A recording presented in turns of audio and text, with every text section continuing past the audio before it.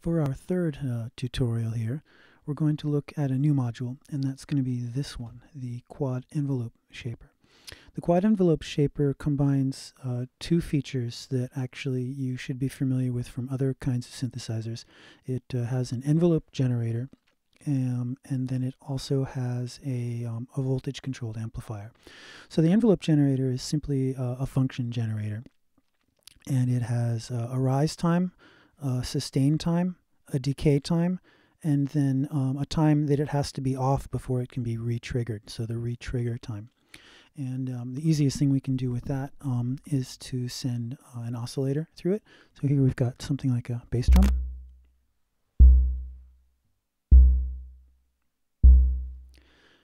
And if I increase the attack time, it doesn't really sound like a kick drum anymore in the beginning. And if I increase the sustain time,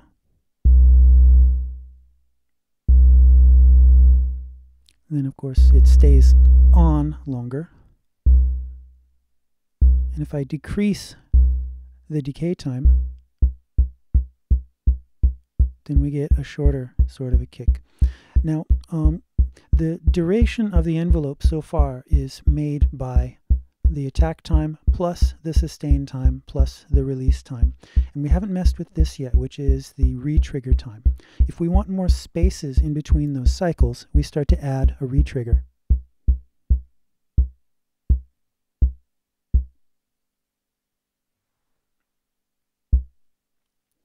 So that it doesn't allow itself to re-trigger until after a certain amount of time has passed. Both the sustain and the re-trigger time can be set to infinite so that it's always on or it's always off. Now when it's in this kind of self-cycling mode, those aren't so useful functions, but when we want to start re-triggering it from something external, for example another sound generator set in LFO mode, then those become very useful. Let's set this bass drum now to be triggered by the external quad sound generator. These are 4 oscillators again. They've all been set into low frequency mode by turning the waveform knob all the way to the left. And we're using this fancy patch cable, this AB bus patch cable, to connect the quad sound generator to the quad envelope shaper. And you'll notice that it doesn't need to be plugged directly into the power supply. It also takes the power through this fancy patch cable. So to get the external trigger to come in, I have to flip this little switch here up so that envelope generators 1 and 2 are now taking in an external. And what they're getting is a trigger from bus A from this, which is the first and the third oscillator. So if I turn up the frequency of one of these,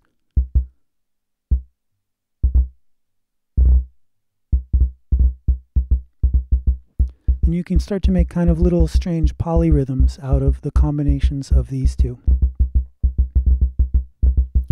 There's another mode which isn't trigger but track. And track does something different. Track actually follows the amplitude of these waveforms.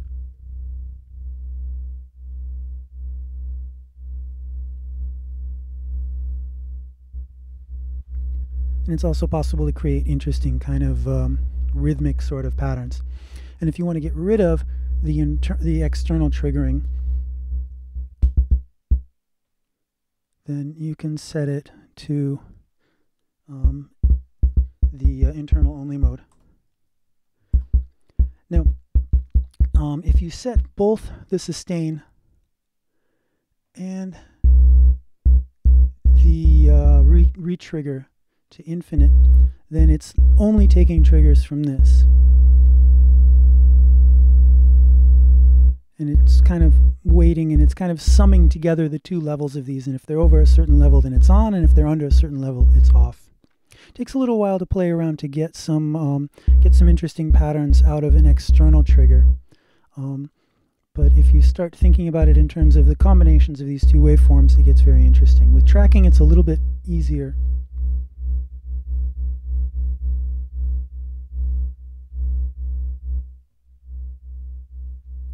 to sort of understand.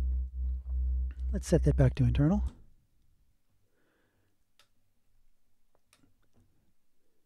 And let's get our kickback. This level down here is what the level of the signal coming out is when the envelope is off. So when that's turned all the way around, then there's no difference between the signal being affected by the envelope and the voltage controlled amplifiers and not. And somewhere in the middle, it's a mixture. So the ramps that are made by the envelope shaper are kind of lifting the volume above a certain threshold, and if it's all the way the other direction, then the signal that's coming in on that channel is totally off when the envelope is off.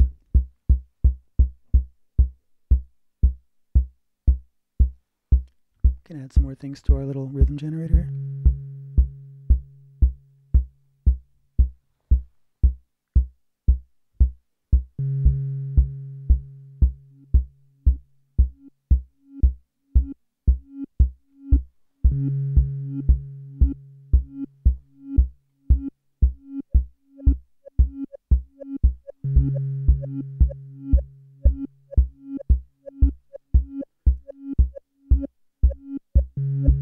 So let's take the last channel, channel 4, and let's apply some external modulation to that.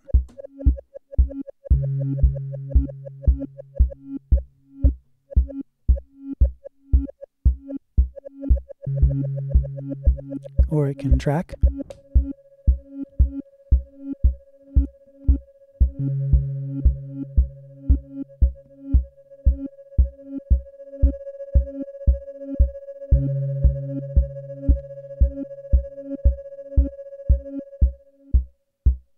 And finally, if you want a full manual, there's actually a trigger button here. So if the off time is set to infinite and it's in trigger mode, you can manually trigger each little hit. And if it's in track mode, it simply stays on as long as you're holding the button down.